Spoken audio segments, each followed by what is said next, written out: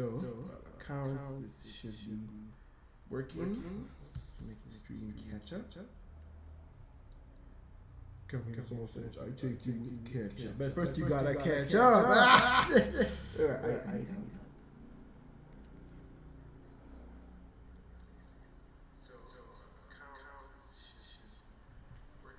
There's an echo I don't like.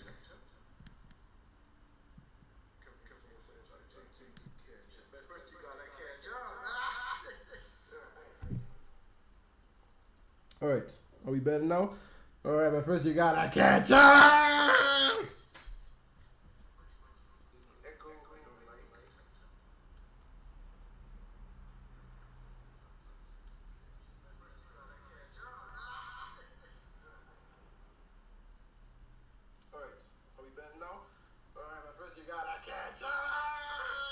Okay, that's fine. At the very least, we sound good.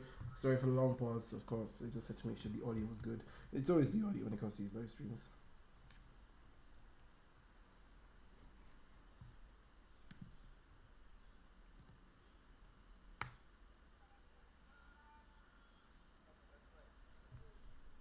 Sound good. Sorry for the long pause, of course. I just had to make sure the audio was good.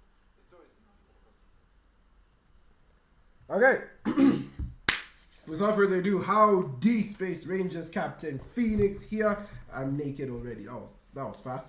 Anyway, if you were not here yesterday, welcome. Today we're doing our live stream, I decided annual live stream of everything I watched in the previous year. Yesterday we did a live stream where I ranked every movie I saw in 2024, and we are doing the same thing here, except we're ranking every TV show I saw. The reason why the TV shows is a separate live stream, unlike last year where I combined both TV shows and movie, is because I mean, just look at this. Look how many goddamn TV shows are here. We were not gonna finish all of that yesterday. Like, that was what, 30-ish movies I ranked yesterday and 30-ish TV shows today. That's 60 projects I'll be talking about. I didn't have the bandwidth for that. So we split it up into 2 streams, more revenue for me, more entertainment for you. Let's get things underway. So of course, much like yesterday, these are just the rules I am giving out again. You know, these are my personal favorites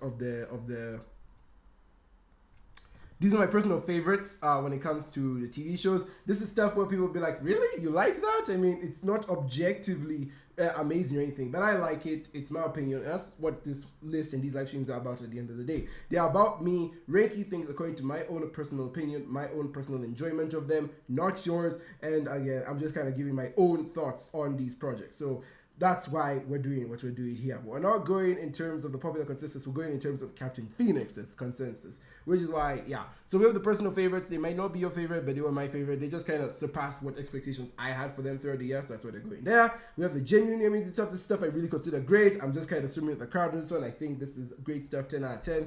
Good. It's good for what it is. I have no problem with it. Mindless fun. This is like stuff I wouldn't consider good or like high quality, but like it's good enough for what it was going for. You don't think about it too much. It's kind of like, you know, the junk food of TV, in my opinion.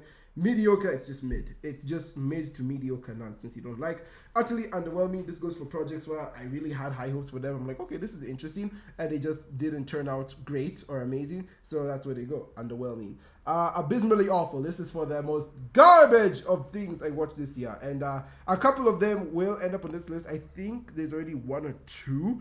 I know who's gonna end up in that garbage tier. Like, this is just the bottom of the barrel, lowest of the low, and I don't see any hope for them bouncing back. I don't know if any TV shows actually will end up here. I don't have hatred, like a viral hatred for all of these, but we'll see when we get there. And then of course we have on the watch list. This is mostly for shows that aren't done airing. I've made this, as of recording this live stream is going up in early January, and there's some of these 2024 shows that are still airing as of this date, but because I don't want to extend all the way to February or whatever, I'm just going to do a live stream now, let you know what I've seen, let you know that I watched these shows, my thoughts on them so far, and then we just continue with life from there on out. So without further ado, let's get into it. I don't want to waste your time, and I also don't want to waste my time. I've already made these tier lists. They're up on Tier Maker. Literally, you just need to find my account. My account is the same as all accounts have always been. It's Captain Phoenix. Where's my account? Yeah, it's Captain Phoenix. You can literally find every tier list I've made in the past year, 2 years, whatever, however long I've been using this app. And of course, because it's my account, I've made my own tier list. There's a Dreamworks, animated TV shows and streaming movies that no one really talks about. All movies and shows I watched in 2023. That's up for you to decide. Penguin movies, that one was a joke tier list. I really made that one out of pure boredom and fun. You can go check that one out if you want, just to see what Penguin movies are added. And then, of course, yesterday we did 2024 movies, and today we're doing the 2024 TV shows. One last thing I would like to add as well is from the movies, just a bit of a leftover detail I forgot, is that during the Venom ending scene, when Maroon 5 comes in with their memory song, we get to see clips from the past Venom movies in Venom 1, and we get to see like what Venom looked like in Venom 1. I haven't watched Venom 1 since like it came out, since like 2019. I forgot how glossy Venom is in that movie. In that first movie, he is so off-puttingly shiny. It's actually kind of creepy. It's like very uncanny. Ugh. I like the newer Venom. The old Venom is like I like the general design, but the lighting and the texture on him, doesn't look right. But yeah. Anyway, let's go with the TV shows. I'm rambling here. Right. Of course, we need to add our own tier, the final tier. Wait, no, it stays as is.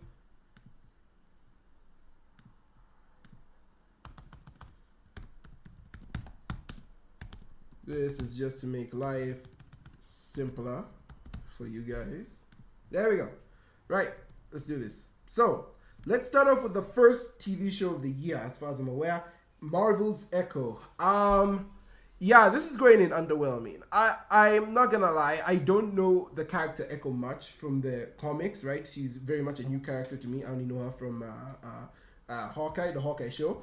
And when I heard they were making an Echo show, I'm like, okay, this is interesting. Kingpin's gonna be the villain. We're getting a bit of Daredevil in here, so maybe we're having a plot that's building up to Daredevil Born Again. Very interesting to see what's going on here. Speaking of which, I have not watched the original Daredevil show. I'm planning on watching it before Born Again comes out, just at the very least I'm caught up. I don't know why they had to make the Netflix shows canon. I ain't watching all of that crap. That's not happening. I refuse to watch all of those shows, but I will watch Daredevil because I'm somewhat interested in the character and I want to see what the hype is about. So and it's like 3 seasons. It's honestly not a lot for me to catch up on. So I'll find time to watch them.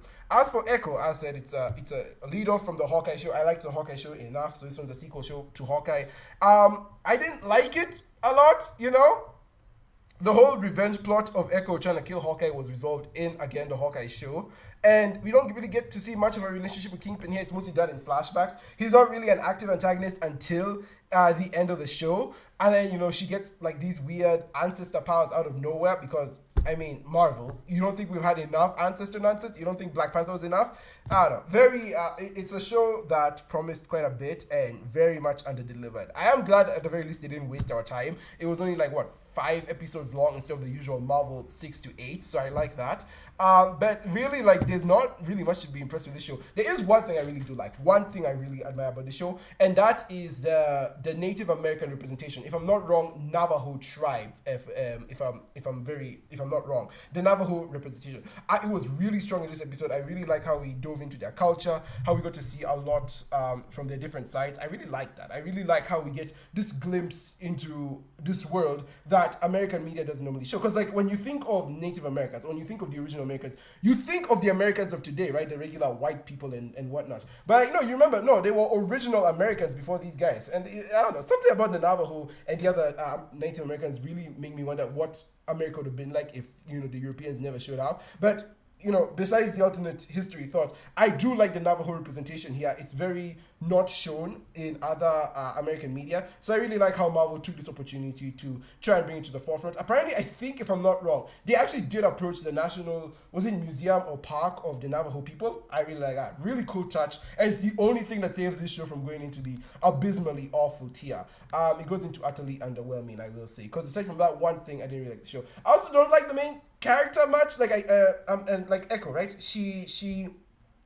Her arc in the show was learning to reach out and connect with her family, right? That's her story, right? Is that she's reaching out to everyone, and that at the very least at the beginning of the show, she's very closed off. She's very much trying to go on her own, right? She's trying to run the missions on her own, trying to be her own person, and she doesn't like anyone else stepping into her sphere. And so the whole moral or the whole lesson that the character journey she's supposed to go through in the show is that she's supposed to let other people in her bubble. She's supposed to reach out to family and rely on them.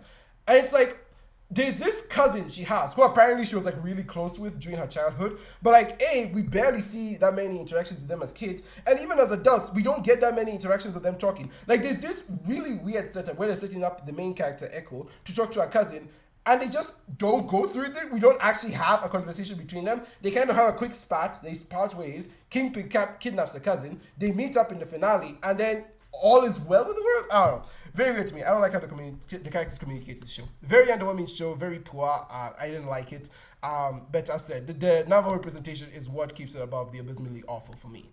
Up next is Sonic Prime. This is the definition of a popcorn show. You don't think about this show at all. You just watch it, you see it, you move on with life. You know, you really don't. There's really not much else to it. So yeah, Sonic Prime is it's a whatever show. That being said, I am kind of a novice Sonic fan, so I did like this alternate look at Sonic. I like how the whole show is caused because of a mistake he made. I like how he separates the prisms, and we get these different universes. Apparently, this show is canon to the games, but the thing is, I don't know what happens at the end of the show. Like, Sonic kind of goes back in time to prevent the prism cracking. So does that mean the other universes don't exist anymore? Or is it that Sonic's universe specifically was reversed back in time and the other universes exist out there? I don't know. The show kind of got weird with the ending. But back to the whole thing. I do like this show because it has the Samurai Jack setup, right? We have the whole weird time travel, multiverse messing up the universe thing. Sonic is basically like Samurai Jack, where his overconfidence is what led to him actively causing a plot. Like, the whole plot is Sonic's fault, and I really like that. It's a really cool thing. However, unlike Samurai Jack, it's not as cool. The show does not take its time on anything. It's only like 24 episodes long in total, which I remember being a thing when Netflix first announced this show, which is so weird to me because like they split up the 24 episodes over 3 seasons instead of like doing 2 12-episode seasons. I feel like the show would have actually worked better if it was just 2 12-episode seasons instead of like 3 8-episode seasons. I don't know why Netflix just loves breaking up their shows like that, but I guess that is what we got. But yeah, so Sonic Prime, I like the different versions of the characters as well. I like seeing Robot Amy and Nine. Again, it had a lot of interesting ideas. It just didn't go deep into them. And that's the thing. Sonic Prime is really not trying to be a deep show. The main conflict between Nine and Sonic is like Nine just doesn't want his universe to be undone. He doesn't want the whole makeshift universe he wants to be not created anymore. It's very weird. And again, the character dynamics, where we see these characters from different universes who've been drastically changed by the different universes and timelines they're in. We don't get that many interactions with them or like just that deep character studies. The closest we get is with Amy, but that's about it. And yeah, I don't know. It just there's a lot of missed potential with this show. It very much feels like an action first show and then story second. Like, it feels like the story literally just exists for the action, which, with that being said, the action is pretty good in this show. I really like a lot of the fight scenes. I really like how creative the animators are able to make them and how they're able to keep going on for each episode without making you bored. You see, this show does the opposite thing that Rebel Moon was trying to do. Rebel Moon had like long action scenes that just eventually got boring. Sonic, on the other hand, yeah, well, it does have a lot of action scenes, which does feel a bit repetitive and boring, especially towards the end of the 3rd season. They do try and find something new here and there to mix it up and spice it up and make it entertaining. But with that being said, it's also, it does kind of get draining. I feel like this is the kind of show to give someone action fatigue, and it's very telling there. I don't know. I know 24 episodes isn't a lot to work with, but I feel like they could really have given the characters a lot more meat. However, hot take, I know a lot of people don't like this, but I actually really like the different Eggmen. Aside from the baby, because he literally cannot speak, I love the interactions they have with each other. Dr. Deep is hands down my favorite Eggman from the group. He is so funny. I love him so much. But yeah, Sonic Prime is really just that. It is an action first show. It's eye candy, the show. There's not... it's a very shallow show, so it's quite literally the definition of mindless fun. I'd put it up there. All right, up next we have Ninjago Dragons Rising Season 2. I love Dragons Rising. You guys know this. I love Ninjago. Ninjago hasn't been this good since, like, what, 2018, when the Oni and Dragon trilogy was airing. And even then, I'm not even a huge fan of the Oni and Dragon trilogy. I only love Season 9, Season 9 is my GOAT. So, like, I would say Ninjago hasn't been this good since, like, 2015, maybe. But the thing is, what prevented 2024 from being Ninjago's highest year was the leak. For those who don't know, Part 2 of Season 2 was leaked prematurely, like 3 months ahead of time, and it was nasty. Oh my gosh, the fan base was on fire because the entire season was leaked. And yeah, and as such, we're kind of in a Ninjago drought. We don't have any new content till Season 3. And if we're going by the release schedules of what season 1 and 2 went for, we won't get season 3 till April, which means at the very least we're not gonna get a Ninjago trailer for season 3 till like maybe mid to late February, early March, around there. Yeah, so season 3 is kind of a long way. We're kind of in a Ninjago drought as is. And yeah, but the sets from this season were really amazing. I saw one for the firstborn set. Mwah, perfect. And yeah, I love Dragons Rising. Like, I'm just thinking about the context around the show, but in the show, it's also so good. I obviously never gave a review of this show, which I regret. I really do wish I made time to give this show a review.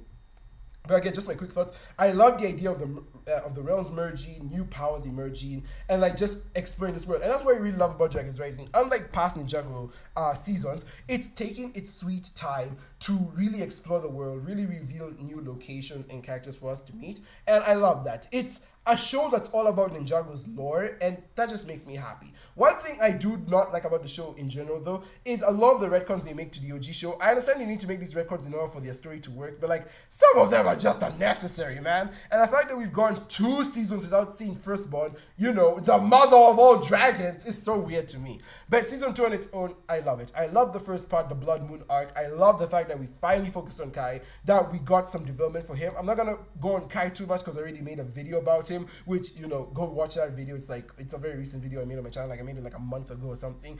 Kai was done justice in this season. It's so good. Part 2 is a tournament arc, which is a repeat of season 4, which if you love season 4, you're gonna like this. This tournament is actually a tournament, unlike season 4. Every episode is a new game, a new contestant to do, which again, unlike season 4, wait, season 4 like felt like only a tournament for like 4 or 5 episodes in total. This second part goes all in a tournament. We even have a closing ceremony, and one of the ninja do win, and I like that. I like how we also gave development on the other Ninjago characters like Sora and Aaron. I have never voiced this before, but my main issue with Aaron is that like his spinjitzu was never explained. Like, he just can do spinjitzu because he watched the ninja do it, despite the fact that he has other friends like Frack who never did it. Very weird to me, but overall, this is the best Ninjago content we've gotten. The fights are awesome. The character development is on point.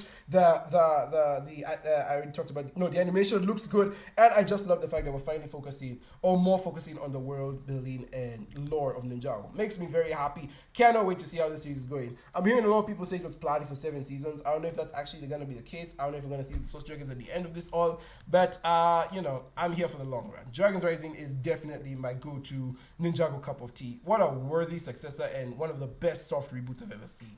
Right, next we have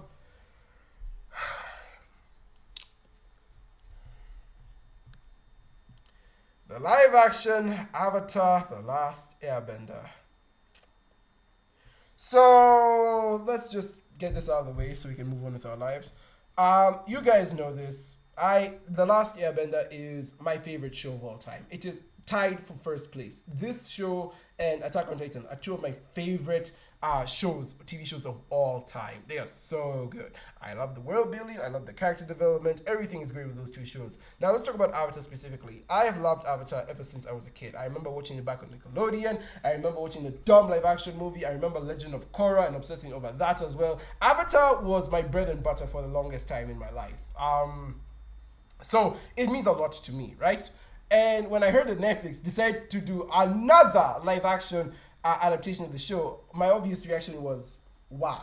Why are we doing this? You couldn't make a live action Avatar show set in another time period. You couldn't make a live action Avatar show continuing the story of the animated show. No, you need to remake the actual animated stuff. And you guys know me. You know I hate live action remakes with a passion. So, and I'm planning on making a video on this soon. I am planning on talking about live action remakes in a future video on my channel. So I'm going to save a lot of my thoughts for that video. It is going to come, hopefully, you know, towards the end of the month or something. Heck, even next week if time allows me to. But when it comes to live action Avatar, so you have a live action remake and you're remaking a show that's very close to my heart. How did you think I was going to take this show? Not well. There's a lot of stuff I really don't like in this show. However, at the same time, I do appreciate the fact that it's an actual remake. It's not a redo, like a full-on scene-for-scene redo of the original show. It is a remake. They do make some changes to the lore, to the storyline, to the pacing, which I do appreciate. It's better than a lot of remakes on that front alone. The fact that they're actually injecting new concepts and doing new things, right? So let me talk about that one thing that really annoys me with this show. episode 2 Warriors, right? Where Aang goes to Kyoshi Island and meets Kyoshi spirits. First of all, they've already changed the lore. Aang can no longer talk to the past avatar spirits when he's meditating. He now has to go to their temples and statues to talk to them. What a dumb change, but fine. You've changed it. You're different in animation. You're no longer canon to that source. Wow, well done. Anyway, he goes to talk to Kyoshi and what's this? And she's like, hey, you must be a warrior. You must be ready to kill. And it's like, girl, he's 12, you know? And plus, the avatar is not supposed to kill. Killing should be a last resort for the avatar. I don't know why Kyoshi is so gun-ho on Aang, you know, just murking every guy he comes across. It's not fun, you know. It doesn't scream Avatar to me, right? We all make fun of Kyoshi being this cold-hearted, ruthless warrior, but in canon, she also was an Avatar. Even for Chin the Conqueror, the main guy who gave her problems, she didn't directly kill him. He just fell because he was stubborn. I don't know. It was very out of character for me. That was a very out of character moment that snapped me out of it. But for the show as a whole, I mean, like, you already crossed a low bar, but that was a low bar we expected you to cross anyway. Be better than a 2010 live action movie. Congratulations, you are better than a 2010 live action movie. There's a lot of stuff that this show does right. I like the martial arts fighting scenes. I like the bending. Fire bending is obviously the best one because they're actually using martial arts doing it. Though I don't know why airbending can't also do that, considering like both air and fire, you need CGI to do it, but whatever. It's not like Water on Earth where you feel like you need to have weight behind the movements, but I said whatever. The writing is just kind of abysmal for Avatar, you know. There's a lot of talking, a lot of telling and not showing, but at the very least it's slightly better than, I want to say like Dune, for example, where they were telling and showing. Avatar, it's very much telling and showing, telling rather than showing. They also compress a lot of the concepts from the original animated series, compressing them into like little episodes, because like the animated series was like what? Almost 9 hours worth, the animated series, the first season of the animated series is like almost 9 hours worth of content in its first season. This show is 8 hours worth of content. They cut out like 3 or 4 of the episodes from the first season of the animated show, and then they just kind of squished a lot of concepts together here. And the pacing is very rushed. You can tell it is a very rushed first season. I don't know why they didn't go all the way and just make it like 10 episodes long, but from what I heard, the production behind this show is just kind of abysmal as well. So yeah, I mean, I'm just kind of raking on this show. As I said, there are some things I like. I like most of the casting for once. I like Aang's casting. I really like how they actually got a young kid to play Aang. I like Sokka's casting. He does look like Sokka. Zuko, it's gonna take me a while to get used to all the makeup and whatnot, but we'll get through it. I know we will. Oza and Iroh are fine. Yeah, there's not really a lot of standout acting from the cast, I would say. I said, like, we got a few good eggs here and there. I don't know why they're not coming to my mind now. I guess they're not as iconic as I thought. But like, Sokka is a very good representation of this. He feels like his animated character actually pulled out into the real world. I like that. Oh yeah, speaking of which, they removed Sokka's sexism. Not knowing that the animated show lambasted him for being sexist. Talk about missing the mark and not getting the assignment. So yeah, it's a very mid show. This Avatar show is a very mid show. I would normally put it in mediocre. You know, I'd put it in this tier. But because it's based on a show I love with all my heart, I'm just putting it out. Yeah. Not to mention, I said, I'll say it once, I'll say it again. This show is just very insulting to me personally because you're kind of just telling audiences, hey audiences, you don't need to watch the Last Airbender cartoon. That's for babies and kids. Watch our real life Last Airbender show with, you know, real actors. And real people and squished episodes and weaker writing. Ugh, I don't know. Didn't like it. So yeah, lots of issues with Last Airbender. I would put it in underwhelming. Though me putting it in underwhelming would insinuate that I actually expected something good from the show. I expected it to be good, which I didn't. So, you know, we'll put it in mediocre for now. It is better than Echo, but technically it's not great. I don't like it. All right, up next we have The Bad Batch Season 3. This is a good show. It's a good season. I like it. I wouldn't call it one of the greats, but it is certainly good up there. Bad Batch I'd say like all of Bad Batch has just been good, right? From beginning to end, it's been good. It's not been amazing. It's not been bad. It's just been in that middle good area. It does have some high highs, I will admit, especially in Season 2. I think Season 2 might be my favorite, if not... No, Season 2 is my favorite. Season 3 would have been my favorite, but I don't know, so I just want too many filler episodes for me to handle. And then but then you also had some low lows. So the high highs and low lows kind of cancel each other out, and it just becomes a very middling good show. There's a lot to love from The Bad Batch. I've said it once. And what's weird is that with The Bad Batch, it's a show I've been with since its conception. I remember I reviewed season 1, I reviewed season 2. Season 3 is the only season I did not review, and yes, I do feel awful about that. It feels weird to not close out the trilogy, but alas, here we are. So take this as my season 3 review. Season 3 is really good. I like how there's an actual tone change. The animation is gorgeous as always. The music goes off the freaking rails for no reason. It is like, go watch the episode where Omega is taken back to Tantis. Oh my god, he's just like, the music in The Bad Batch is so good. I like how there's an actual focus on the clones. However, I will say there are some issues I had with the overall Bad Batch series. First of all, why was Ventress added in? I thought they were gonna build on this in later episodes, like she was gonna become an actual part of the plot. She wasn't, and I'm like, okay, maybe they're teasing a future animated show with Ventress. No word on that yet. Though to be fair, they're probably gonna announce something at Star Wars Celebration. But it just feels so weird to like kill her off in a canon book and then bring her back here. And it's like, okay, she died in the book. Quinlan Voss is alive in canon. Like we know he's alive up until Kenobi. So why haven't they met up yet? I don't know. Sorry. And then there was a whole clone rebellion thing that was like set up in season 2, and we don't get in season 3. The closest we get to a clone rebellion is them breaking out of Tantis, but we don't get anything about them actually standing up against the Empire. You know, like we have a freaking, Wolf is still with the Empire, but we have Rex and Gregor who are like doing, is it Gregor who's still with the Empire or is it Wolf? I can't remember. But like we have Wolf and Gregor who are off, trying to actually start a clone rebellion, working in the shadows. And we know the rebellion will fail because Rex needs to go with Wolf and Gregor into hiding so that rebels can happen. So we know there's a clone rebellion coming. We've seen Rex building it up in the background.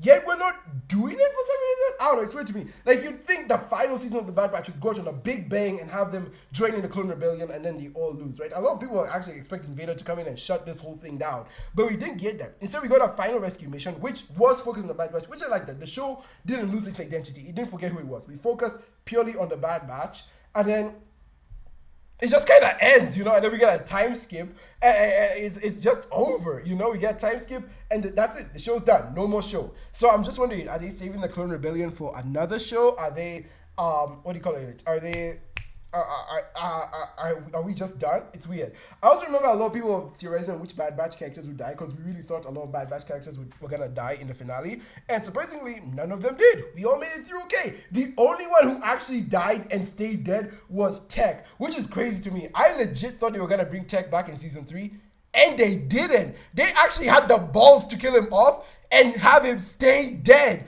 Do you know what kind of an achievement that is, especially for a Star Wars project? To kill off a main character and keep them dead? That's crazy. I still can't believe Tech is actually dead, even after the show is over. Like, you got balls, Bad Batch. You got balls. Yeah, this show is good. It has a lot of good stuff in it. However, it also has a lot of lows in it. As said, there's a lot of wasted potential. There's a lot of filler episodes that just do not need to be there. I love the fact that Star Wars is introducing giant monsters. I love how there's always a giant creature, a new design we have. But at this point in time, how many giant monsters are we gonna fight before we get the point? We get it. Every episode needs to have a bit of action in it. But like, having so much filler, especially towards the finale. There's so much setup for the finale. And of course, I like the fact that they made it like a 45-minute special. But like, god damn. Yeah. Anyway, that's it. Bad Batch. It's a good show. I think season 2 is my favorite, mostly because it's the most streamlined of the seasons. There is an actual focus there. With a good episodes. We had the Jedi episode. We had Palpatine's 2-parter episode. We had the freaking. I can't believe we missed on the invasion of Kashyyyk. There's a lot of missed potential this show have. So we don't have the Clone Rebellion. There's not really much context to Asajj Ventress, and we skipped on the invasion of Kashyyyk. For those who don't know, the invasion of Kashyyyk is a real thing that happened in Star Wars universe. However, before Disney bought Star Wars, it was in a book and the Starkiller video games, the Force Unleashed video games. Those are the only two instances we get of the invasion of Kashyyyk. However, here's the thing. The video games and the book are both non-canon, meaning the invasion of Kashyyyk still happened in Star Wars universe. We just don't have any media telling us what happened in that invasion. We have no books, we have no video games, we have no show, nothing. Bad Batch is set in the perfect time period where we could have seen the actual invasion of Kashyyyk, which involves Darth Vader invading the planet, but we don't see that. And I said, it's just baffling to me why we would skip over that. Why would we skip over the battle and then head to the aftermath? Why are we not having the Crow Rebellion? It's like Disney is allergic to giving us storylines we actually want. And that bothers me, which we're going to talk about when we get to the Acolyte. I have quite a few things to say about that show. But, yeah, anyway, bothered by it. Anyway, Bad Batch, though. Bad Batch is a good show. I like it. There's a lot of good stuff in it. I really like how it came into its own. And despite being the shortest mainline Star Wars animated project, I say mainline because, okay, it's not mainline because Resistance does exist. Ugh, fine.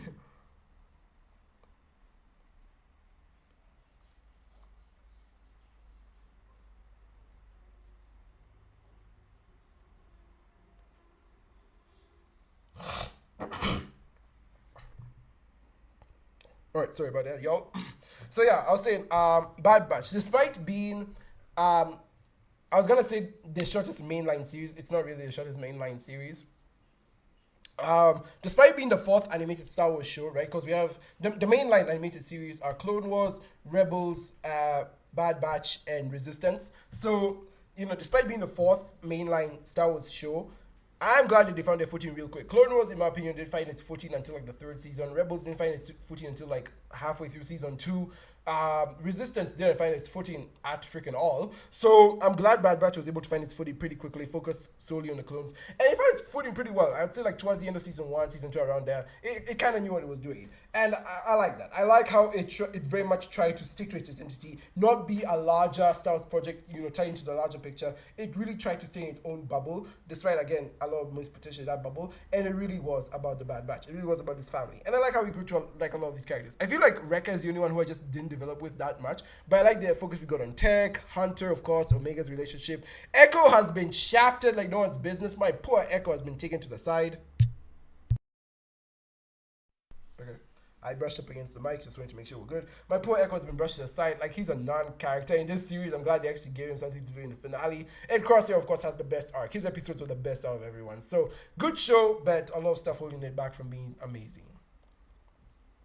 Up next, we have Tales of the Empire. Talk about, not a fall from grace, but talk about something slightly disappointing. I remember when I saw the trailer for Tales of the Empire. Oh my god, it was so good, bro. It had no reason to go that hard. There's a lot of stuff I loved about Tales of the Empire. A lot of interesting ideas it brought forward. However, at the same time, when we finally got to the final product, there's a lot of stuff that made you scratch your head. For one, why are we focusing on Morgan Elsbeth? We already know she's dead in the Ahsoka series. But then again, the thing is, a lot of people are complaining, like, why are we focusing on Morgan Elsbeth? We know what's going to happen to her in the Ahsoka series. Like, what more can they give this character? And to me, I'm just like, y'all Star Wars fans are so freaking hypocritical. You know that, right? Star Wars fans are the most hypocritical bunch of people I've ever seen. What do you mean no one cares about Morgan Elsbeth? Or like we've already seen a story, why are we focusing on her? Dog, in Tales of the Jedi, did we not focus on Count Dooku?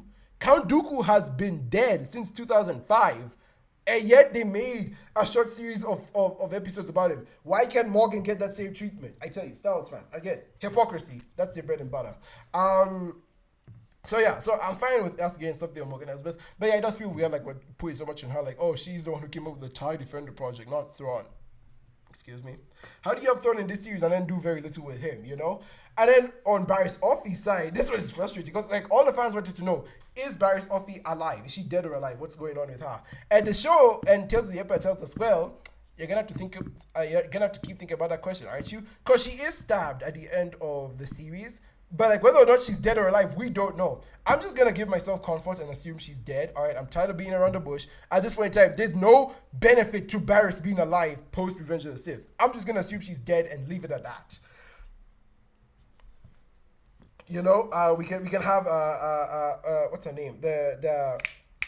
The chick, the one who killed her, Eid or something? Lynn! We can have Lynn be a new main character. Like, we don't need more Barriss content. So yeah, the main characters this time weren't that interesting. And I kind of like the Bad Batch. There was a lot of missed potential. We didn't utilize Thrawn enough. Vader, I wish he had an actual fight with Barriss, but, we couldn't have it happen for reasons. So I guess that would be too much fan service. There's just a lot of stuff here and there. Like, why even bring them in if you're not even going to use them? That's kind of my thought process. So yeah, not as good as Tales of the Jedi. Not even close to being as good as Tales Tales of the Jedi. But for what it is, I liked it enough. Hopefully the next Tales series they give us will be good. I really want them to make a Tales of the Sith and focus on characters who also fell out to the Sith Order. Make a story on Darth Maul and how he escaped Palpatine, or how he came to lead was it Crimson Dawn? Make a story on Asajj Ventress and how she survived. That way you can tie it into the Bad Batch. There's a lot of stuff they could do. Hell, even make a story on Jedi and Sith not in this time period. I think we'd all like a Darth Bane short, wouldn't you? I don't know. Anyway, Tales of the Empire, it's not bad, but it is a huge disappointment from Tales of the Jedi. I'm going to say that. So, yeah, I'm putting it behind the Bad Batch. At the very least, there's some substance to it, unlike Sonic Prime. I also like how we got to see Morgan dealing with being the last of her witch coven. That was really cool and interesting to see. I liked it for what it is.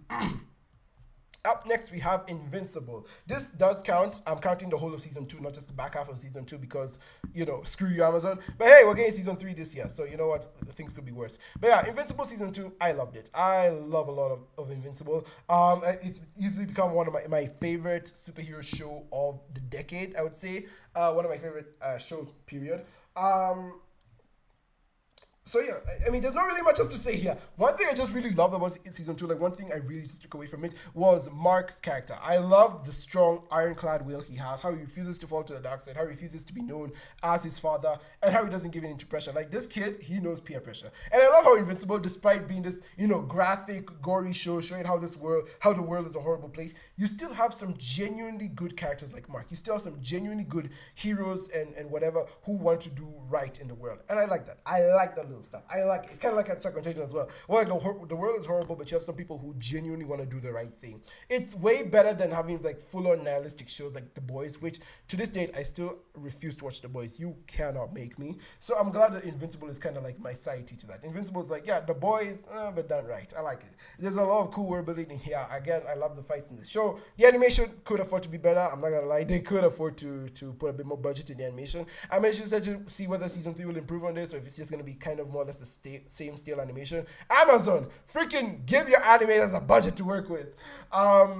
And there was another thing I was going to say about Season 2. Right, the thing that worries me about Season 3, I am very worried about Invincible Season 3, because it seems like they're going to change Mark's character, or at the very least they're going to find something to finally break his character, and I don't know how to feel about that, because Season 2, we just spent 8 episodes establishing that this kid has the strongest will of everyone, right? He has the most humanity out of everyone on the planet, and then Season 3 are going to turn him evil? I don't know, it sounds like we're heading into a Black Suit Spidey arc, and if you know me, I'm not the biggest fan of the Black Suit Spidey arc. Not sorry, I know that's a hot take. It's like a lot of Spider-Man fans' favorite arc, but I don't know. I'm just not a huge fan of Invincible going through that. It's a shame we're never actually gonna get him crossing over with Spider-Man, but it is what it is. I love Invincible, not more than Ninjago, but it is what it is. All right. Next is the Knuckles show, or as we should say, the Wade Whipple show. I spent 6 episodes watching Wade stress about winning a bowling tournament and tried to bond with his dad. I don't really have much to say about this show. Unlike the Sonic movies, I just wasn't captivated by it. I don't know why they even bothered making a Knuckles show if they clearly didn't even have the budget to animate Knuckles for all of the episodes. He doesn't even go through any arc. Knuckles himself doesn't go through any arc other than accepting that Wade, is strong and unique in its own way, right? The finale doesn't even pull any surprises. Wade just wins the bowling competition. Wow. Knuckles beats the main villain. Wow. Oh, what's this? The main villain wants to steal Knuckles' quills to make weapons. We haven't seen that plot before. There's really not much else to say with this show. It's a very whatever show. It exists and we just take it and we move on. At the very least, they do try and do new things, which at the very least makes it better than Avatar in my opinion, but I can't say I love this show in good conscience. What's weird is that they also have just Sonic and Tails show for no reason. It's like, okay, we get it. You're here just to keep us excited for Sonic 3, but the show, it has some good moments, but when the main character of your show isn't even the main character, what are we even doing at this point? Not a lot to dig into it. It just is. It just exists, and I mean, I'm glad they got Idris Elba for it. That's better than I can say for other shows, including.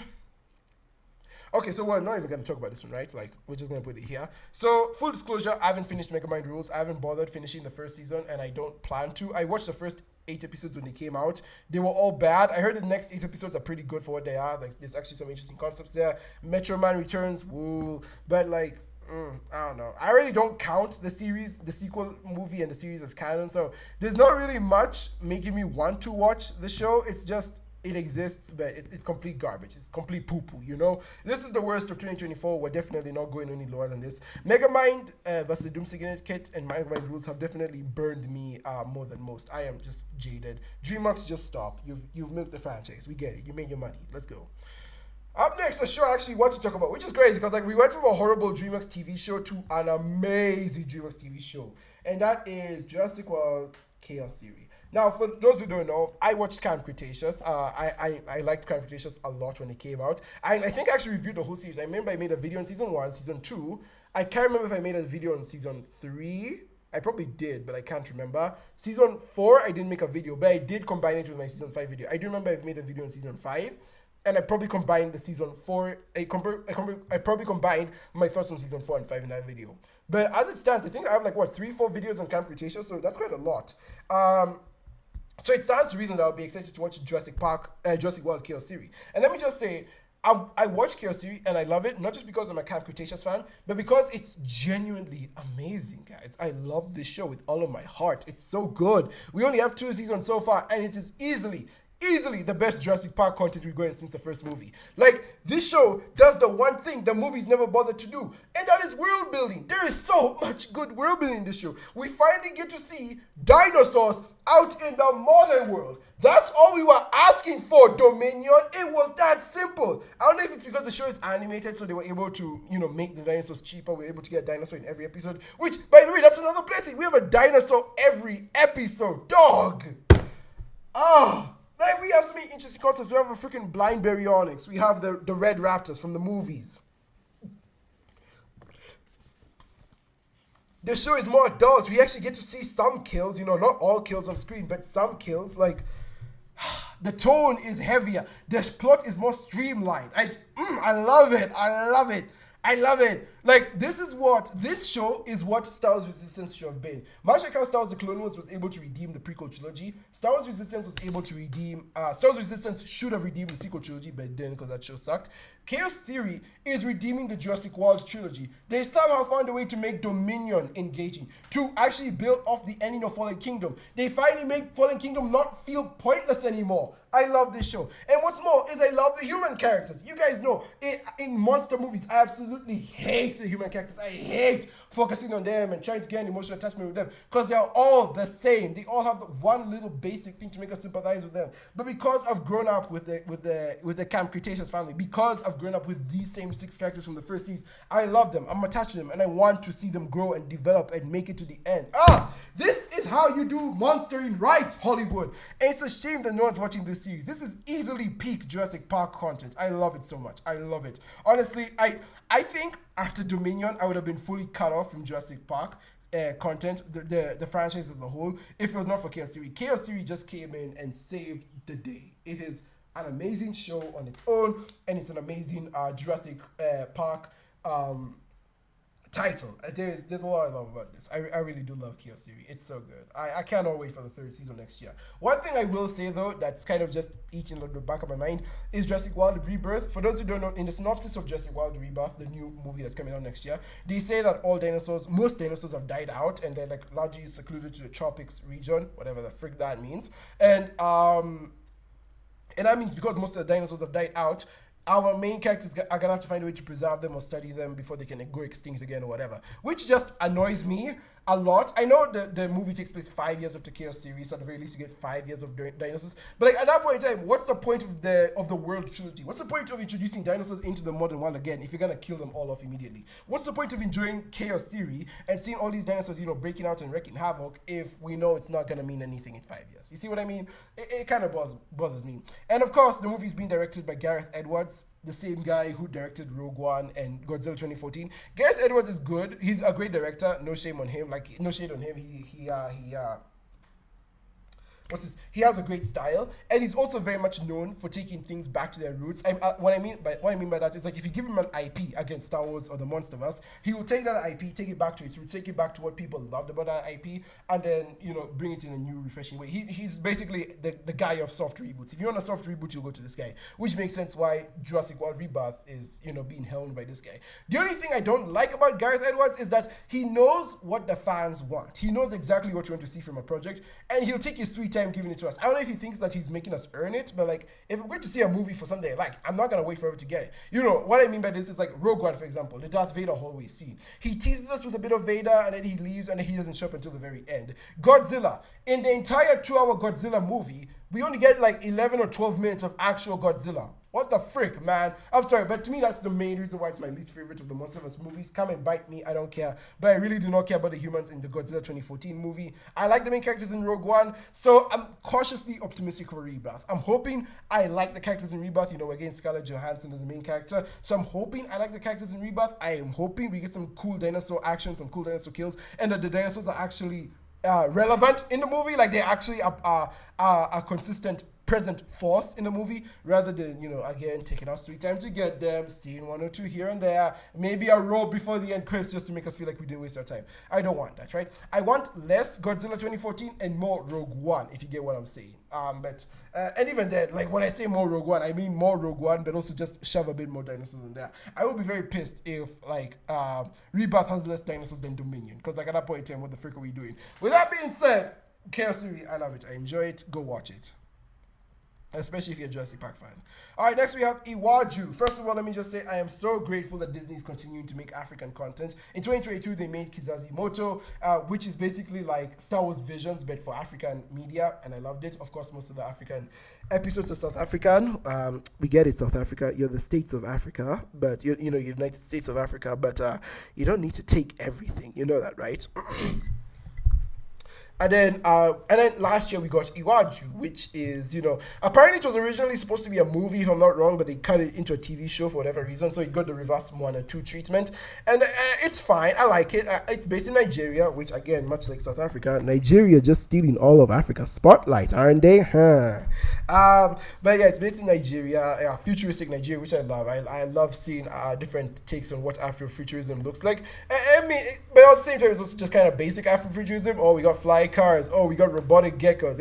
It's stuff we've seen before, but I like it. I like it. It's very cute and very Disney-esque. I'll give it that. I really do want Disney to go back and make a full-on feature-length African animated movie. The last time they had a movie set in Africa was The Lion King, 1994. Think about that. During the Disney Renaissance, we had, you know, movies like Mulan, Aladdin, you know, movies with human characters in their respective countries. Aladdin was Middle East, Mulan was Chinese, we had Hercules, which was Greece. So I feel like it only made sense for them to make an African movie, and they gave us The Lion King. Don't get me wrong, I love The Lion King. You guys know it's one of my favorite movies of all time. But it just seems kind of crazy that the one time they go to Africa, they make it about the goddamn talking animals. So I really want Disney to go back and make another animated movie, feature length, this time set in Africa. Like, come on, you've done Moana with Polynesian people. You know, you've done Polynesian people with Moana. You've done apparently Wish was supposed to be Spanish. That's crazy. I didn't even know that. I feel bad for Spanish people. What was the other one?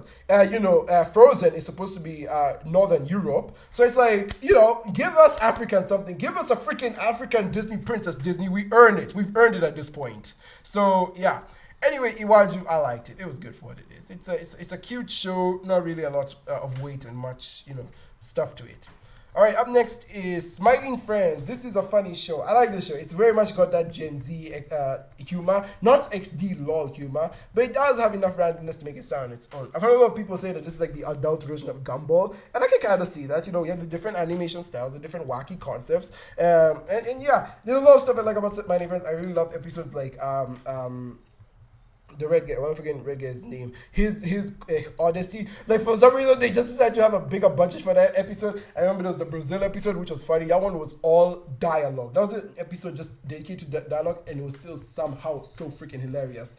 A lot of characters also really love, like Mr. Frog, Pim. You know, there's a lot of good stuff. Smiling Friends is a very funny cartoon. I really enjoy it a lot. Definitely didn't think I would find myself watching a good adult comedy in this day and age, but you know, we all get surprised every now and again. So I don't really have much else to say on Smiling Friends. It's just there. I want to say the writing is very smart for what it is, but it's nothing special. I'd put it better than Iwaju, but you'd be hard pressed to find me putting it over Star Wars. All right, next up we have Code Geass, Rosé of the Recapture. I'm never going to spend a lot of time on this one. This one is absolute bonkers nonsense. Where do I even start? I don't even know where to start. So apparently, okay. So for those who don't know, there's this anime called Code Geass. Came out in like 2006 or whatever, and it had two seasons, and that was about it. Those two seasons were really great. I really love Code Geass. One of my favorite anime out there. And then everything else that came out afterward is apparently non-canon. There was a movie that came out in 2019 that's non-canon. We have the Rosé of the Recapture series, which came out in 2024, which is also non-canon. But like apparently the events of Code Geass still happen, just again in an alternate timeline. And like apparently we have like all these other shows which I haven't seen, and I do not plan to see. I don't want to see those other shows. Apparently, since none of them even have a Geass in them.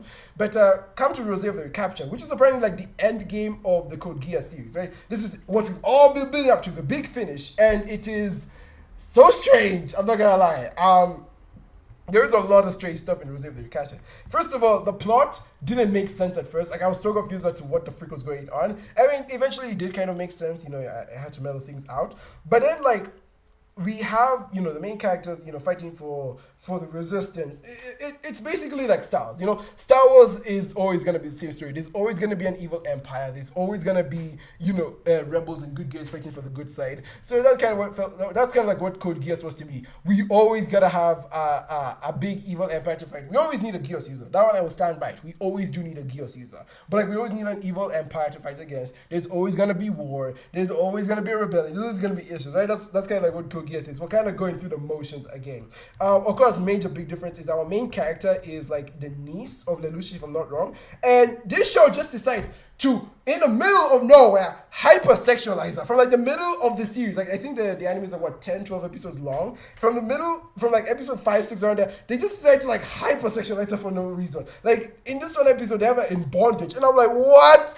What are you doing? Every time she's not wearing the femboy getup or the twink getup, it's like, yeah, look at this spicy girl. What the frick are we doing? You did not sexualize Lelouch this much. Why is the niece getting so much of this treatment? I mean, like, look, I'm not one to you know, say no to eye candy, right? Like, I'm a guy, you know, like I'll take what I can get anywhere. But like, they had like 5 other characters they're using. One of these characters, it's a whole gimmick. Why are we doing this to the main character? It's so wild to me. It's so wild. And then of course she has to form. Wait, just want to make sure you can still hear me.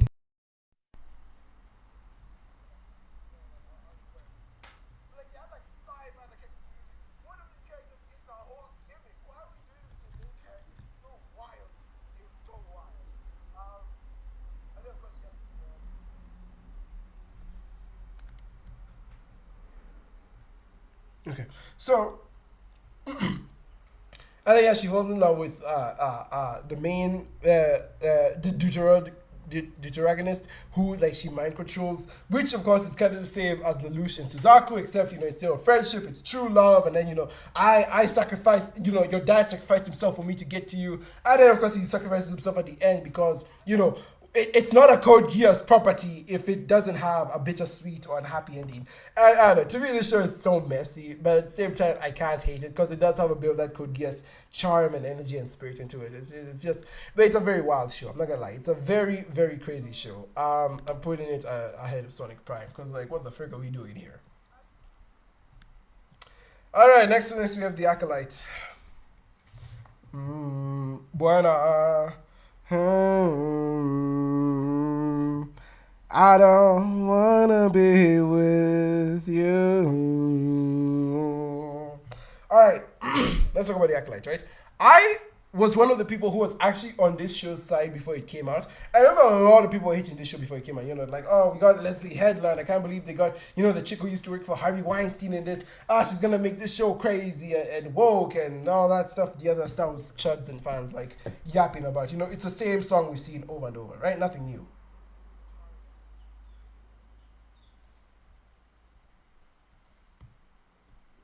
Sorry, give me a second. Just making sure the live stream lines up.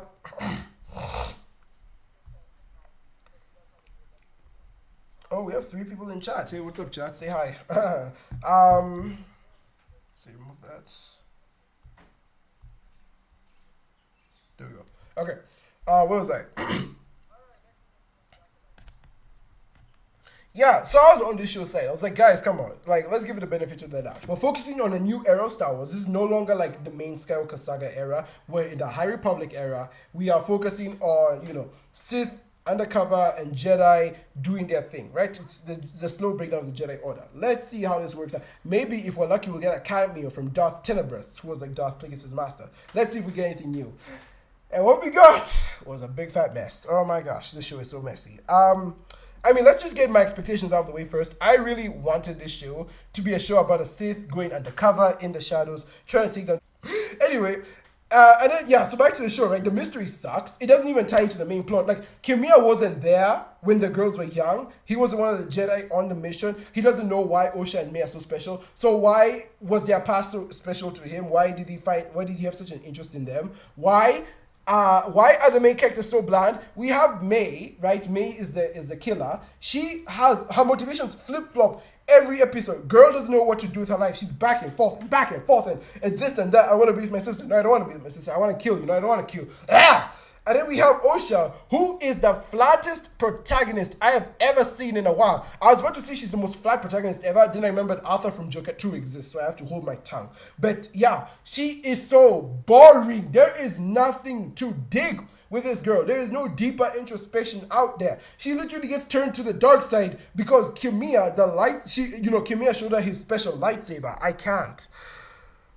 Oh, the only saving grace this show has is Lee Jong-jae as Soul. I loved him in Squid Games, much like, of course, Leslie Headland did. But other than that, it's so bad. This show is so messy, bro. The fight scenes are great, though. I love the fight scenes with Kimia and Soul and like Hearts and actual honest to God Jedi fight scene. I wish we would get an honest to God Jedi versus Sith lightsaber fight scene with a green lightsaber. I am so sick and tired of seeing blue all over the place. We get it. You love blue. I'm tired of blue. I am fed up of it. Give me green. Bring back the good old days of green. Give me yellow as well. Enough of the blue.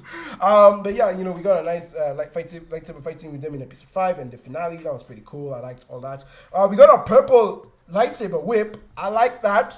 That was pretty cool. I was expecting to see a lightsaber one day. You know Kai from Kung Fu Panda 3 with his like sword chains. I wanted to see something like that, but hey, I'll take a lightsaber whip. That's also pretty crazy. And Venestra is whatever, who's of course played by Leslie Headland's wife. So nepotism to the brim with this show. You love to see it. Yeah. Anyway, I have a lot of issues with The Acolyte. And some that I just feel like I've been repressing for so long, but at the same time, like, the show's been out for a while. There's no need to keep getting mad at it. It exists. It's fine. We move on with life. It sucked. It's not getting a second season. It's a shame we won't get to see more of Darth Plagueis. But then again, Leslie Headland, much like Gareth Edwards knows exactly what she wants. She knows we wanted Darth Plagueis. She knows we wanted Yoda, but doesn't give us that till the finale. Blue balling us for a second season. Even though, again, this show promised a lot of things and denied a lot of things. We were promised to see a lot of Sith action. We get to see it. We are promised that it would be a one-season show, or at the very least, the first season will be a very self-contained story. It wasn't. Headland. No, it wasn't. So, screw this show and it's lying. I'm fed up of it. I would say it's underwhelming, which it is, but like it's so bad it just becomes awful. And then just like turn a blind eye to it, it's frustrating. But like in season 2, they definitely up it a lot more. And then just like turn a blind eye to it, it's frustrating. But like in season 2, they definitely up it a lot more. We do start off with a couple of of the what do you call it? Villain of the Week-esque stuff, like stuff you'd see in the old Saturday morning cartoons, which was both good and bad because it felt like they were piling runtime, but I also liked being reminded of those young things. And then Kara gets in the show. The minute Kara steps foot in this show is when it gets good. First of all, I love her design. Oh my god, Kara is so freaking cute. Her relationship with Jimmy is so cute. I just wanna hug him. It's so lovable. It's like she's the is the female version of a himbo a bimbo, if I'm not wrong. I love her. Whatever the case, I love her. Like, I've only known Kara for a day, but if anything were to happen to her, I'm killing everyone in this room, including myself. I love Brainiac coming in. I am so glad that the whole Brainiac Superman plotline only lasted like 2 episodes, right? As you guys know, I'm not a huge fan of like the black suit storyline from Spider-Man. I hate the storylines where the hero is forced to turn evil and then remain evil for an elongated period of time. Again, my issues with the Spider-Man black suit arc. Here it's the same thing. Clark gets turned evil by Brainiac, but then in the very next episode, Lois comes in and breaks him out of his funk, and then in the final episode, Brainiac lets go of his body, and then we have a cool fight with Brainiac and the other Kryptonian bots. I love it. It was the pacing in the back half of the show is so good compared to the first half of the season. I really love it. So yeah, Superman Lois is a really good show. I really hope they keep up with the content to see. Oh, I didn't include Superman and Lois on this list. That's interesting. I wonder if I can include. I also like this one of Just a Cape in the Sky. I'm gonna go with this one. It's season 4 and it's a good simple poster.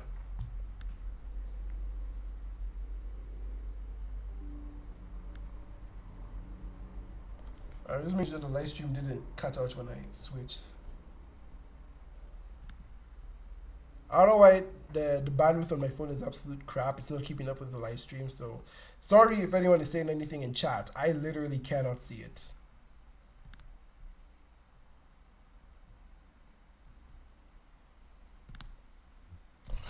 The frick line.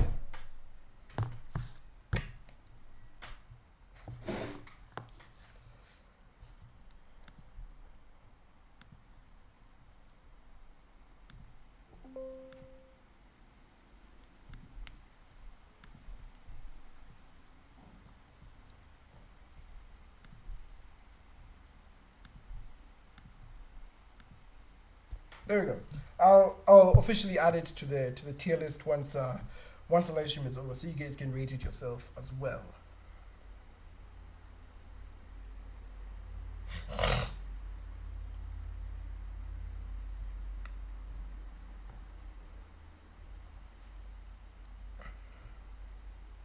The quality is so bad. Oh my gosh, why is the live stream quality on my phone so bad? Okay, I'll add it to the actual live stream once we're done. Don't worry about it, guys.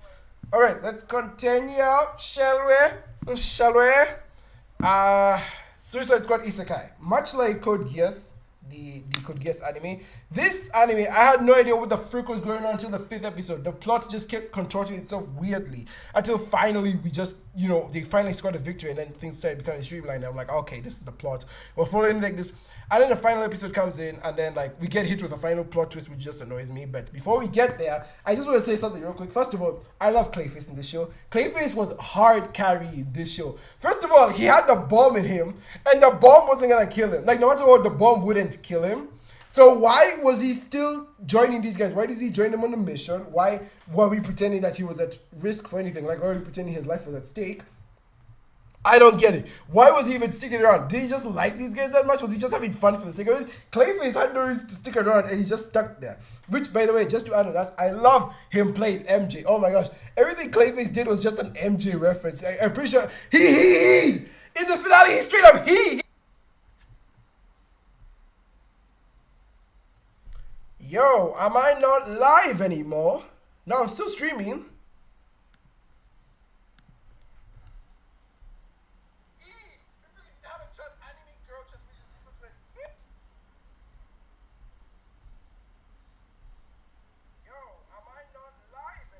Okay, I'm live. That worried me for a second. That legit worried me for a quick second. Okay. Where was I? Yes, Suicide Squad Isekai. Yeah, so they gave him the best sword fight in all of fiction in episode 7, like when he was fighting against Katana. The two of them were just duking it out. And again, from a story perspective, it makes no sense. Because Clayface, remember, he's made of actual mud. How did he turn into a sword for Harley to use? How did Harley get enough martial arts prowess to fight Katana in a hand-to-hand combat? Okay, later on it revealed that it was not actually Katana. Weirdly enough, like somehow Joker found like some scissors which camouflaged him or shapeshifted him to look like Katana. Messy nonsense, I know. But like, how did she manage to keep toe-to-toe with Katana with a sword made of mud? Make it make sense. This show is so dumb. It is so dumb. It's kind of like Venom, where it like throws all logic and reasoning out the window for the sake of having a story. The only time I think they ever paid attention to logic was when they ran out of bullets and they're like, oh yeah, crap, we're out of bullets. We're gonna need to go back to like refill. We're gonna have to hope for drops from Earth, right? And that's the only time they actually pay attention to what's going on. But then again, it's all gone at the end of the series when they like use magic crystals as bullets. So like, why are we even here anymore? Absolute nonsense. Absolute nonsense. But I love it. It's again, definition of a mindless fun series. But it's lower than Sonic Prime because at the very least Sonic Prime bothered to make sense.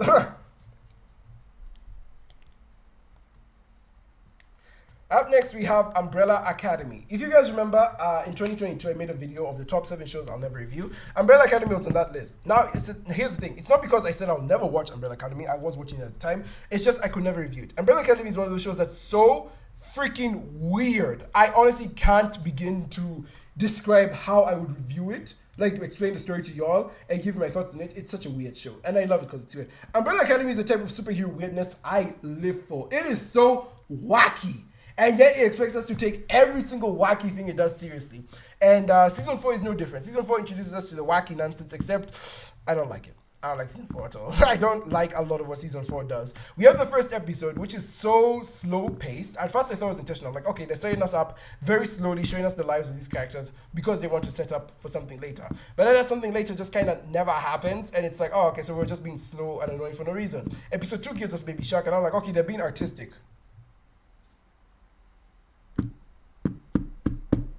What are we doing here? Why is my live stream being weird like this? Why does it keep cutting out? Like, you're making me scared. That's what I'm gonna say. You're making me scared. Frank, I'm scared.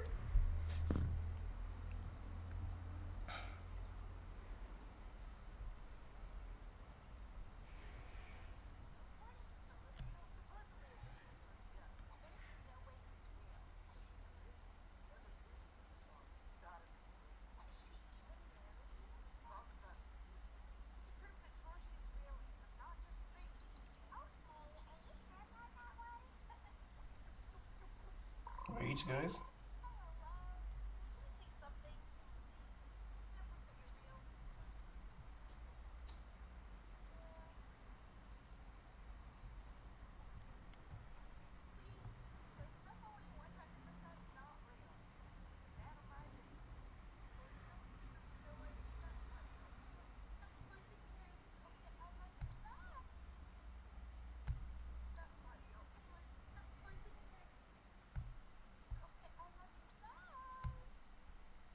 They have the audacity to be like, oh yeah, the only way we can save the world and all the other timelines is by never existing in the first place. So you're telling me the entire series, which is based on a dysfunctional family, right? Learning to come together through their differences and building something that truly is unique and makes sense for them.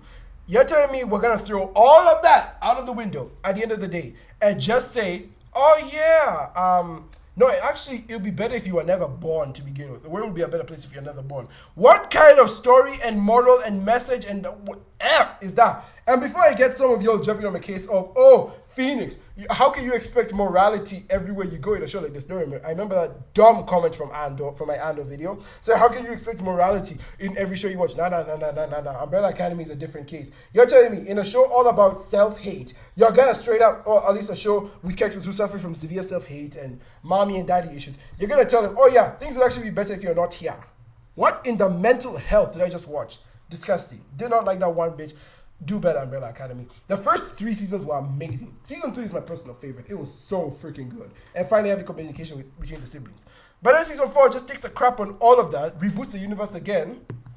And then we get an ugly, the blood monster, whatever, at the end, just eating everything. Reginald's backstory doesn't even make sense. Because, if Marigold is what the universe is made of, how did the wife invent it then? They didn't say she learned how to harness it. They said she learned how to make it.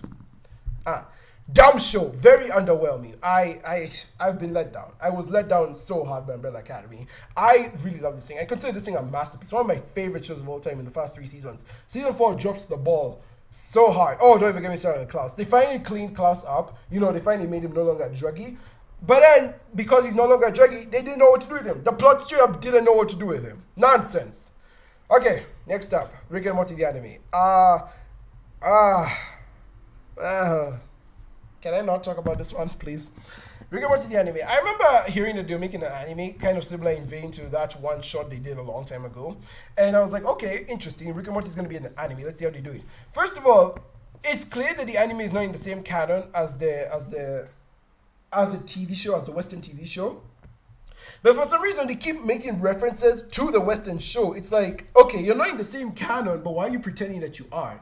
And then, of course, they decide to the plot doesn't make sense. For the first 3-4 episodes, the plot doesn't make sense. I'm noticing a theme here. A lot of anime this year was just not making sense to me. Am I racist? I'm probably racist. But they introduce so many plot lines at the beginning that don't make sense. Finally, towards the end, they say, okay, the girl is the key. She can see all moments in time. If she dies, the other universe is saved. If the other universe dies, she's saved. I'm like, you could have just made that simple from the beginning. Why are we having 2 Ricks fighting each other, hopping from world to world, no reason to it. There's this vial of energy. It's like, it's messy. The show is messy. I just, like, half the time, I even felt like I was missing a lot of scenes. I was sleeping through it. And of course, like, I swear, from episode 1 to 7, we were always starting in a different universe. How do you expect me to be investing in your story if we're going to start in a different universe every time and there's, like, no sense of continuity? If it was an anthology, fine. But you're clearly telling a continuing story here. Make it make sense.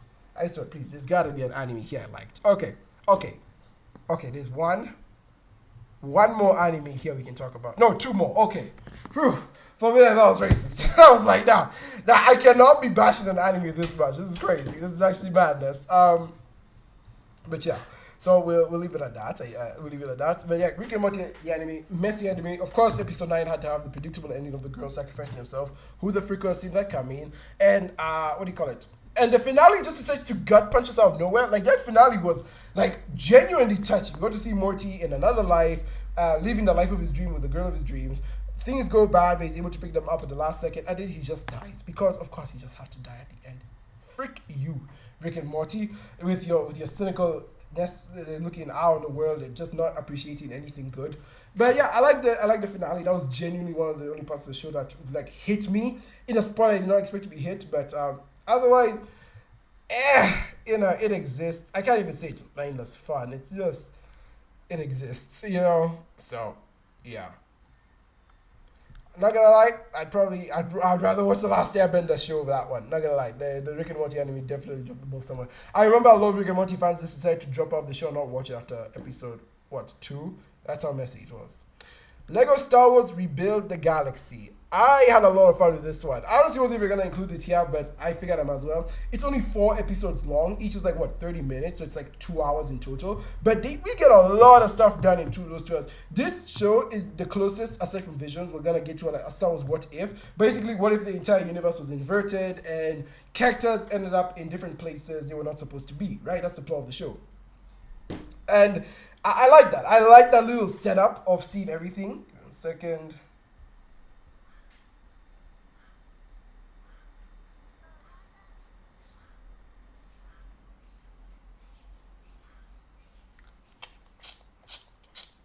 Break it down. Break it down. Break it down. Ooh, break it down. I just lost my dog. I just lost my dog. But him brother told me how to change the back. Get right in the feel I had to make it back. The day that's just so wish I could take it back. Okay, we're back. Literally. So, so Rebuild the Galaxy. I had a lot of fun with it, guys. I'm not gonna lie. I had a lot of fun with Rebuild the Galaxy. And I said, like, I was really surprised as to how much they were able to pack in those 2 hours. We got to see different versions of the characters. Like, we got to see a white Darth Vader for whatever reason. A Luke Skywalker who's just living his life. And they got a stacked voice cast. They brought in a lot of Star Wars veterans. Mark Hamill. Weirdly enough, for Star Wars projects, they brought in Mark Hamill. They brought in Samuel L. Jackson, if I'm not wrong. Obviously, D. Bradley Baker is going to make an appearance. Sam Witwer was in this show. There's a lot of good stuff. I really love the voice cast in this show. Like, just how we got so many Star Wars veterans back in for a freaking Lego project of all things. And then on top of that, I like the different scenarios. We finally got Darth Jar Jar. Hallelujah, people. Hallelujah. We got Darth Jar Jar. We even got Darth Beeble something. I don't know, the little plushy bear from Young Jedi Adventures. That's a deep cut right there. I like how the villain kind of looks like Kylo Ren. And I like how at the end of the day, it's a story about 2 brothers, right? One brother who never knew his brother and the other one who lost his brother because of an accident he made. It's a very much like Sonic Prime sort of situation. By the way, we are getting a lot of shows in the 2020s. They're all about the multiverse. And the multiverse being caused by one of the main characters. Like Ninjago, the multiverse was caused by Wu, the mergers forming. Sonic Prime, he accidentally created the multiverse.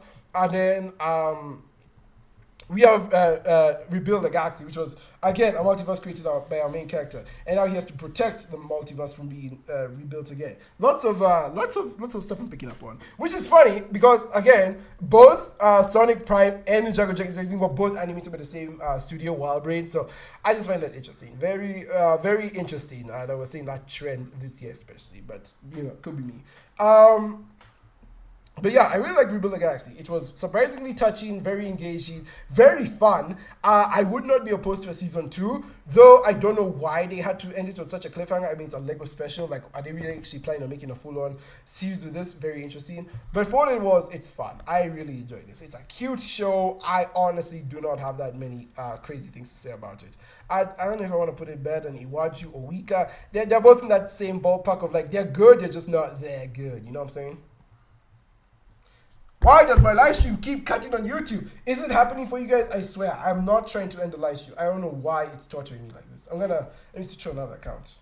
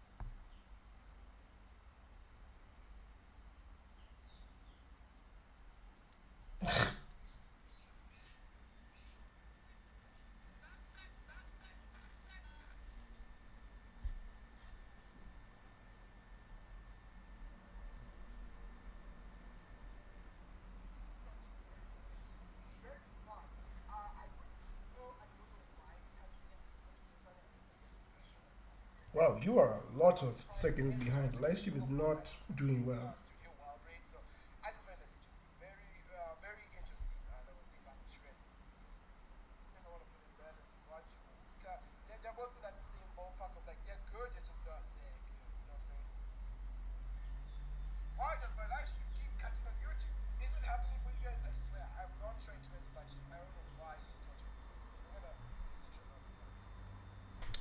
All right, let's just hope it's good now.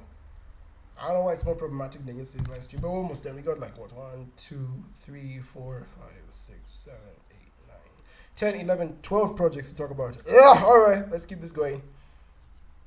Rings of Power. I have been on record saying this a cajillion times. This show is fine. It is fine for what it is. It's not the absolute trash that most Lord of the Rings fans are making it out to be, nor is it high quality content that a lot of Amazon glazers are making it out to be. You know, the high quality passion project Amazon glazers make it out to be. I have a lot of issues with this show. I also have a lot of love for it in some certain areas. If you want to know more about my thoughts on the show, I do have an entire library talking about the second season in my playlist, so go look through my playlist. I don't know if I'll be able to link it here, but yeah, as for my general thoughts of the show, season 1 was definitely messy. I think it was the season with the most like missed potential in it, mostly because they tried to do their own thing, and them doing their own thing is what made the show, you know, not great. Season 2 at the very least had a lot more meat to work with, and because they were actually working with proper storylines from the books, it became a lot better. I liked it. It elevated the storytelling a lot, in my opinion. I'm still not a huge fan of Gandalf being the Blue Wizard. That was a very, being the stranger, that was a very dumb move, in my opinion. And apparently it was always meant to be Gandalf. Or, not always. I think they changed it halfway through, if I'm not wrong. But, like, at that point in time, just make him a Blue Wizard, dog. I don't know who the Dark Wizard is, unless he's the other Blue Wizard, which is, you know, messy. I like the Numenor stuff. I loved almost everything to do with Eregion. The final 2 episodes were just amazing. Yeah, what's his name? Caleb Brimbo's actor, Charlie Edwards, if I'm not wrong, and Charles Vickers, the guys who play Sauron. Get those guys Oscars, get those guys Emmys, bro. They deserved it. They hard carried this season. I would not have been invested if it was not for those two and their relationship. I really hope. Because like I've seen every season has like their core dynamic. Season 1 had Galadriel and Sauron. Season 2 was Sauron and what's his name?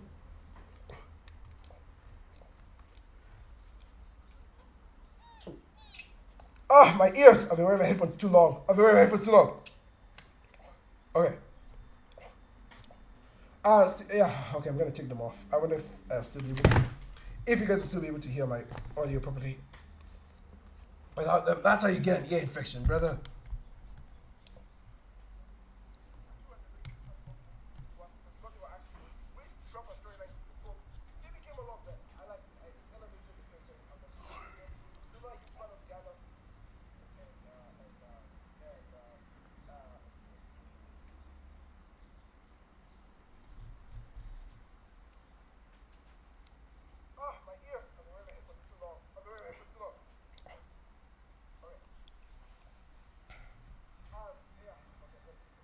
I'm gonna take my headphones off for now. Give my ears a breather. That is not fun.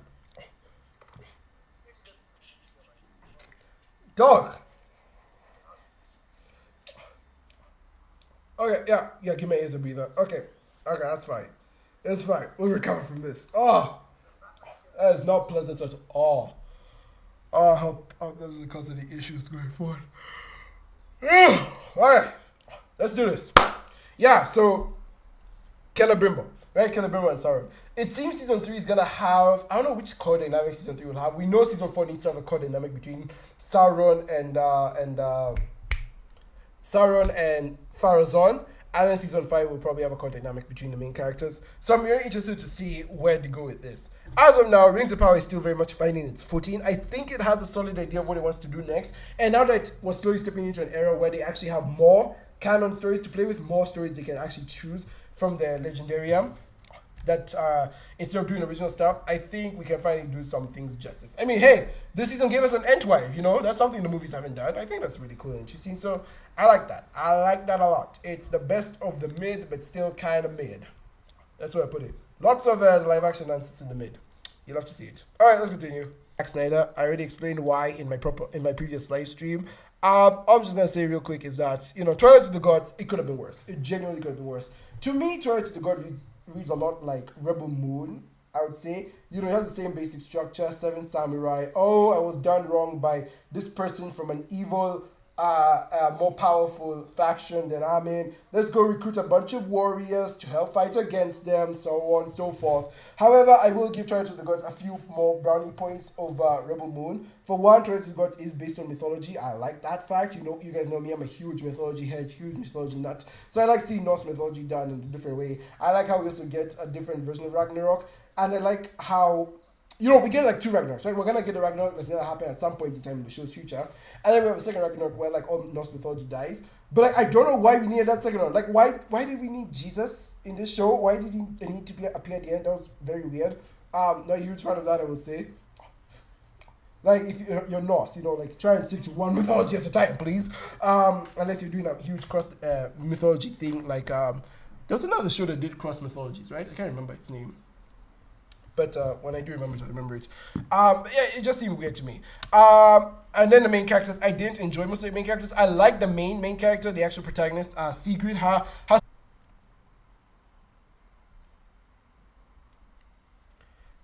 Because I do wish we got to see more of these characters bouncing off each other in a more energetic light. There was one episode fully dedicated to telling myth stories that I really liked. I'm not gonna lie. I liked Breakdown. So yeah, I don't know, very self-indulgent show, and as you guys know, I'm not a fan of Zack Snyder. It could have been worse, but it also could have been a lot, and by a lot I mean a lot better. So I'll put it above Rick and Morty. I don't hate everything Zack does. I just hope the second season is, you know, better.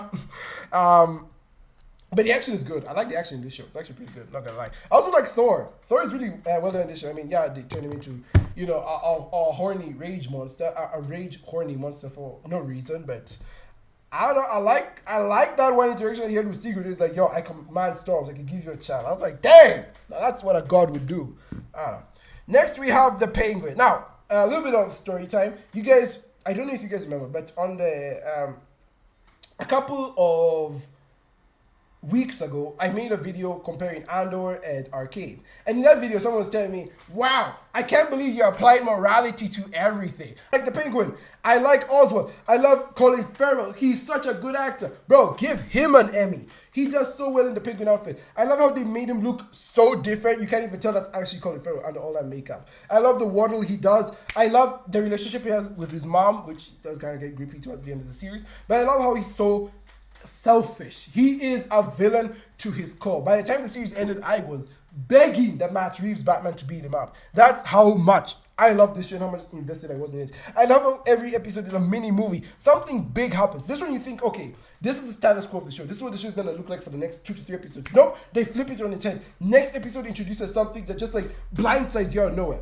Each episode after that just introduces something that, you know, it's like, I gotcha. You thought we were going to go this way, we went the other way, you know? There's a lot of stuff that in this show that's like, okay, this is kind of predictable. We know where they're going with this. And some of it just kind of just pulls you out the rug out from under you. Like Oz killing his brothers, did not see that one coming. However, everything to do with Salvatore kind of still coming. Oh wow, he killed your wife and son. You're gonna get revenge on him. Oh wow, you die from a heart attack. Please be for real with me.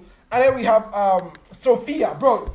Sophia's story was done so well. She is the definition of crazy white girls. She was put into prison for a crime she didn't commit, but she came out to be crazier than most of them in there. I loved it. The penguin.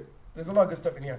At the time, I thought it was overrated, but looking back, this is a really, really well done show. And I think it satiated Batman fans, if just for a bit, because apparently the movie got delayed again. So, you know, we have the Penguin show and not the first movie. We will take what we can get. I mean, I for one, I'm just happy with how grand it is. That's the thing. The Penguin show, despite being a comic, everything's just out to get me today. Okay. The Penguin show, despite being a comic book show and taking place in the Batman universe, doesn't even feel like a comic book show. It doesn't feel like a superhero / villain show, you know? It's so realistic and detached from everything. It's a mafia show. I refuse to call it a superhero show. It's just a crime show. And anyone can watch it. My mom hates comic book stuff. She can watch the Penguin and she'll be happy with it. I promise you that. So, yeah, it's pretty much I gotta put on Penguin, you know? Anyway, so yeah, I like Penguin. Arcane. Amazing show. I don't know what else to say. It's got a lot of good stuff going for it. The pacing is great. I did mention this in my actual Arcane versus Ando video. But one thing about Silco is that his presence is felt all throughout season 1. And the lack of his presence is felt in season 2, for better and for worse. For better because you get to see the characters react to this and the plot's going in a different direction. But for worse because there's no hook in season 2, because Silco isn't the main hook in Arcane season 1, you feel the lack of his presence in season 2, and that's like, I wish we got another hook before they took out Silco like that, because Jinx ain't strong enough to carry it all on her own. I'm not gonna lie. So yeah. With that being said, Arcane's a great show. I love the pacing of the show, as I said in my Ando video. The animation is off the charts with the little 2D bits here and there. It's so good. The freaking episode with Echo going to the alternate timeline. Dog, yo, that was crazy. The 4 frames per minute dance. Jace is my I'm not gay but character. He's the only I'm not gay but character. They did not need to make Jace that cut and cool, man. And then Victor, him being the wizard, I called it from the very beginning. That's what I'm saying, guys. When I say Arcane's a predictable show, it is a predictable show. I called Victor being the wizard from the freaking beginning. The minute he started emerging with the hex core, I was like, the minute he said we're in the room, I knew it. There's a lot of stuff to love about Arcane. I can see why it's the most hyped show it is. I still personally wouldn't call it the cartoon of the 2020s. I'd still give that title to other shows like, you know, Ninjago and Invincible, but if you want to be more mainstream, definitely. I've already talked a lot about Arcane in my Andor versus Arcane video. There's a lot of good stuff Arcane does, especially when it comes to the pacing and whatnot. And because I'm counting new seasons, I will put Arcane's second season over Invincible's second season, mostly because, as I said, it was a more fulfilling finale than, you know, Invincible being a thing that was literally split in two. Don't know why they did that. All right, up next we have Dan the Dan. This one is a good, what do you call it? It's a good show. The thing is, I think it's overrated. I think y'all are glazing this show a bit too much, guys. It is the most predictable teenage show I've seen out there. This show reminds me of the kind of shows I've watched as a teenager. No, guys, think about it for a minute. We have teens with crazy powers, with mystic powers. One of them is a freaking psychic. The other one is, you know, half demon. We have them living a sort of secret life.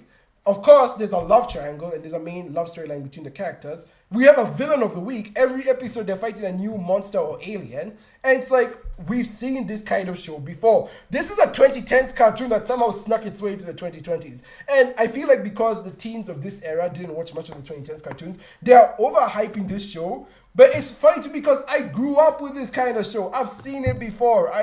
There's no new surprises here. I like Dan the Dan, but at the same time, it's like, you're not lying to me. You ain't pulling the wool over my eyes. I've seen the kind of show it is before. And yeah, I like it. I like what it's doing, but like, you know, spice it up. Give me something interesting to look forward to down the line. From what I've heard, apparently they're not going to be doing that.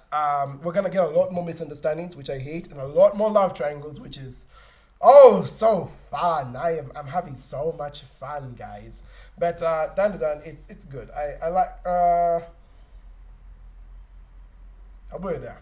Yeah, I'll put it there. It's fine. It's good. I like the animation. I like some of the fight scenes. I really like the water episode, the one where they have to fight the aliens in the water. That's pretty cool. But like I said, the storyline, the characters, I've seen this 1,000 times before. Squid Game Season 2, baby. Yeah. Talk about almost reaching the first. There's a lot of stuff I love about Squid Game, guys. Season 2 especially. The thing is, Season 2, right? We got, better cinematography. We got like 2 more games, which was like really fun, and we got more character studies, more in depth look at the characters. I really thought when this season was announced. Here's the thing. I remember back in 2021, right? Whenever I was like, what's future Squid Game content going to be looking like? People were like, okay, maybe we're going to get a prequel in the front, man. Maybe we're going to get a future game without Gi-hoon. Or maybe Gi-hoon will be in the background doing these things left and right. But no, we got an actual follow-up. And I was like, how are they going to follow up the 5th season? The thing is, they did it pretty well. They set up a really good season in the first 2 episodes. And then episode 3 through 6, we get to see the games. We actually get to see how tension it is. I forgot Squid Game was supposed to be a thriller show because I literally haven't watched season 1 since it came out. The show is so gripping. Even when we know our main character is going to make it, it is like actual tension filled. And then we get to the finale. Dog, they did not have to do us so dirty in that finale. It's very clear that this season is meant to be a part 1, part 2 season. I'm glad we're not waiting another 3 years for season 3. From what I heard, we're getting season 3 this year in 2025, so I'm very excited for that. But yeah, I was just like I was taken aback. I was floored. I was like, there's no way in hell the season's only 7 episodes. What are they doing that's different from the first? I loved it. I mean, what are they doing to trick us from the first? I loved it. There's a lot of good stuff to really enjoy with Squid Game Season 2. I would say the only main issues I have with Season 2 is a slightly weaker pacing. There's a lot of long shots in the season, a lot of long breaks in silence, which I'm not a huge fan of. And it's like, I know people are going to come back to me and say, hey, you see, I knew you don't like slow burns. Andrew, shut the hell up. I like the slow burn of Squid Game. Season 1 slow burn made a lot of sense because they were trying to make a message with that one. Season 2 slow burn, outside the first episode, we just do not need a lot of the dragging shots and the long pauses of silence. I don't know. It felt very unnecessary to me. Another thing, so I feel like a lot of the scenes could have been short or been cut. And I feel another thing I would say that makes season 2 weaker than season 1 is a lack of a deep theme. Don't get me wrong, I know the theme of the season, right? It's not the game that's the problem, it's the players that's the problem. The players are going to keep playing the game. Society is going to keep turning us into the worst versions of ourselves. They're trying to continue what they did with season 1. However, season 1 felt like a passion project. Like, looking back at season 1 was very clearly a passion project with a story and message you really wanted to tell. Season 2 feels like they just wanted to make a worthy successor to the first one, which they did, but they were so focused on making a Squid Game sequel, they forgot on the passion project part that season 1 was so, meant to be. And so that's why I feel like season 2 just slightly missed the mark on being better than season 1, but that does not remove it from being a genuinely amazing show. I love the fact that they did not drop the ball. They actually put effort into making this season good. And surprise, surprise, Netflix actually put effort into marketing it. You do not know how shocked and flabbergasted I am. Netflix finally marketed a show, a popular show of theirs, getting a sequel that isn't Stranger Things for once. With Stranger Things, they would actually put out banners and posters up and down the street to let everyone know the new season is out. People to this date still don't know that Tiger King season 2 is out. I mean, I haven't watched Tiger King. I don't plan to watch Tiger King, but you get what I'm saying. Like, Netflix rarely markets their popular shows, and then when the popular shows get a new season and know which is new season, they get cancelled. Squid Game is the only time where they're like, actually, we have a cash cow in our hands. Stranger Things isn't gonna last forever, so we might as well off Stranger Things and then keep our franchise going to Squid Game. Which, to be fair, it's Squid Game. You could make 1,000 prequel seasons if you want, if they're gonna end the games permanently with season 3. So it's like there's a lot they can do with Squid Game, and as long as the content is as good as season 2, as long as they keep trying to meet those heights of season 1, I'm ready. Welcome more content, But yeah, it's just funny how like the thing a lot of people took away from Squid Game is the games. MrBeast, we're looking at you, which is funny to me that we got Squid Game season 2 and Beast games in the same year, which is very obviously inspired by Squid Games. Like, how are we not suing this? They're willing to go was the Riri Williams episode and the episode where Agatha becomes God. That's like so funny to me. Apparently the Agatha episode was being referred to as the bisexual episode, and I just find that so funny. I don't know why, but it is. Otherwise, it's fine. You know, I like What If. It's always gonna be my personal niche project. It's always gonna be that thing that scratches an itch at the back of my brain because I love it. I love thinking of alternate concepts in the MCU, what different events and scenarios would happen.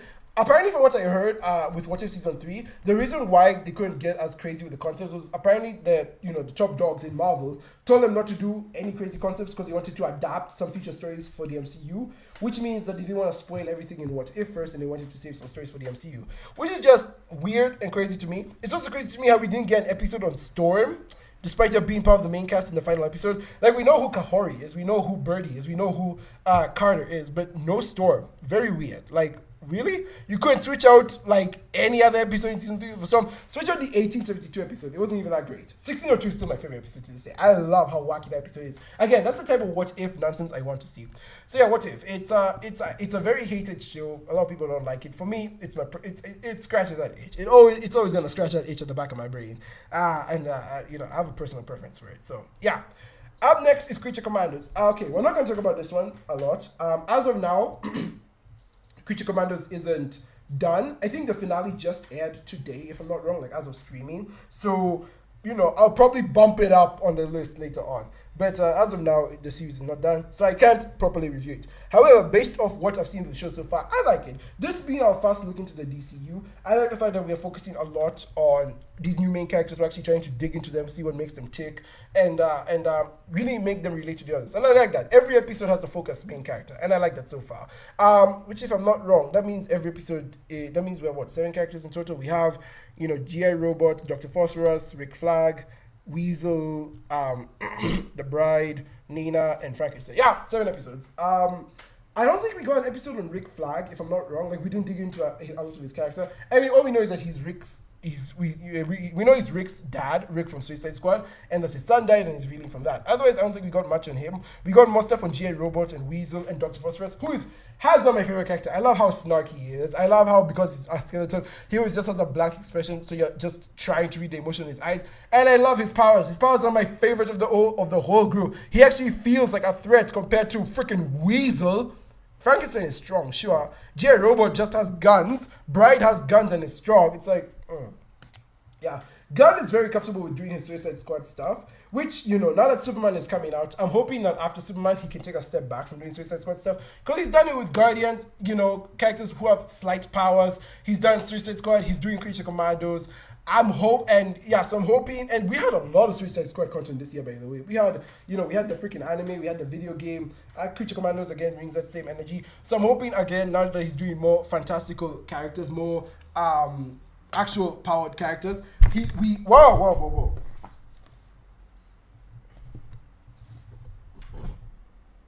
He can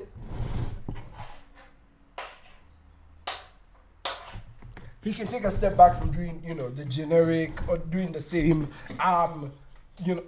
same road trip, criminal, psychopath family, But yeah, the show isn't over yet, so I'm not going to give it a ranking. It's just going to go on the watch list for now. Which, by the way, let's just talk about the other 2 shows that are going to go on the watch list. Beast Games and Skeleton Crew. Beast Games is very entertaining, very engaging so far. I'm hearing there's a lot of issues behind it, such as the players not being treated well, like they're not eating good food. And and yeah, we have the fans, of course, complaining about how dystopian it is, which, to me, guys, let's be really fair here. You can criticize MrBeast for a lot of things, but complaining that the games are dystopian, that's the point, though. That's what Squid Game was all about. What's this? Criticizing capitalism. Yes, Beast Games is playing into capitalism. It doesn't have the same, depth or nuance as Squid Game does, but that's the point. These players willingly signed up to be tortured. It's so crazy to me because, the people complain about how dystopian this show is are the same people who watched and grew up with Total Drama. So you're telling me you're okay with Total Drama existing but not Beast Games? Oh, wait, Beast Games is real. Oh, that means it's wrong. The frick? It's the same kind of basic story and setup. It's so dumb to me. Yes, Beast Games is real, but again, they signed up for this. people knew what they were getting into. It's just wild to me that you'll criticize it on that front. But I said the show isn't over. It's ending in February. The only issue I have with the show is that we don't really know the players and characters that much. Like we haven't really gotten a chance to bond with them to understand who they are. Which is why I think like starting off with like 1,500 players was kind of a mistake. I get why he wanted to do it. He wanted to have the scale and spectacle. But game shows typically try and make you root for a character. We don't have any characters to root for. We can't even root for the hosts like MrBeast because MrBeast A is a non-party and B, like if you don't know him from the YouTube videos, you're not really gonna know much of his character from the show. So it's like, what's the point there, you know? So yeah, you know, I'm still kind of a MrBeast fan. Mindless fun because it really is mindless fun at the end of the day. And Skeleton Crew, I'd probably put it in the good high. I think it's better than, I don't know which one is better, Creature Commandos or Skeleton Crew. I'd have to wait for both of them to finish to give my final judgment. So yeah. Let's talk about another anime I like, Beastars. Woo, Beastars. I haven't talked about this anime in like so long. When's the last time I talked about Beastars? Was it like 2020? Mostly that's due to the fact that we haven't gotten a new Beastars season in like 4 years. What are they doing? And then the final part is coming out sometime this year, which I'm glad it is. I'm glad the show is finally coming to an end because we do not need all this nonsense. With that being said, I like Beastars. I like Beastars Season 3. Of course, there's a lot of things I can nitpick about it. There's a lot of little things here and there that I just don't like. You know, I don't like, what's this? Legoshi being as dense as he is. There's a lot of contrivances with the plot, especially the villains. But then again, I also have to remind myself that this show is a drama show. It's a very melodramatic show. So of course, it's gonna break a few rules. Of course, it's not gonna make sense in a lot of areas just to give off the main message and emotion it wants to give. And I said, this show operates on anime logic, right? Anime logic is something I always is a term I coined, where like characters in the anime, because it's mostly anime, characters in the anime will do an action or will practice something that supposedly goes against their morals or whatever for the sake of doing like the greater good. How do I explain it? Like they will do something that on the surface should seem wrong, especially for a character like them to do, but they'll do it because they have like a sense of justice while doing it. They're like, no, I'm in the right because I'm doing this, right? And that's shown very plainly here in Beastars, where like you have the horse, who's a Beastar, who hates it when carnivores kill herbivores, yet he kills carnivores and then uses their bodies to grow his carrots. But he's like, you see, I'm giving them a taste of their own medicine. Dog, they're dead. It's so dumb. The show is so dumb, but I love it because it's so dumb. You cannot take Beastars seriously, except in the highly dramatic moments, and I love it for that. The only major, like actual proper complaint I have against the show is how the show treats Haru. Dog, they doing my girl dirty. First season, she was the deuteragonist. Like, we actually had a lot of the plot focusing on her. Second season, she's barely in it. She appears for like 2 scenes and is gone. Third season, she's not relevant to the plot, nor do we get to see much of her life if it's not surrounding her, you know, relationship with Legoshi. If it's not tied to Legoshi, we're not gonna get anything on Haru, which is crazy to me. Because like we're going so much context on other characters like Louis and the wolf girl, what's her name? Juno.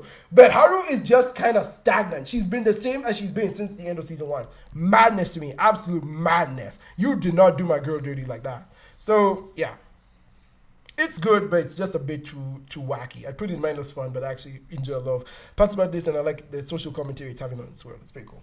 Right, and now lastly, we have Superman and Lois. I love this show. I love Superman.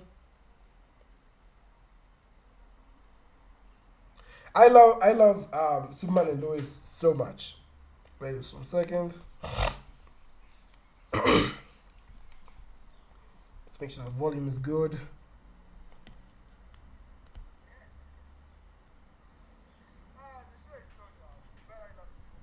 Yeah, okay.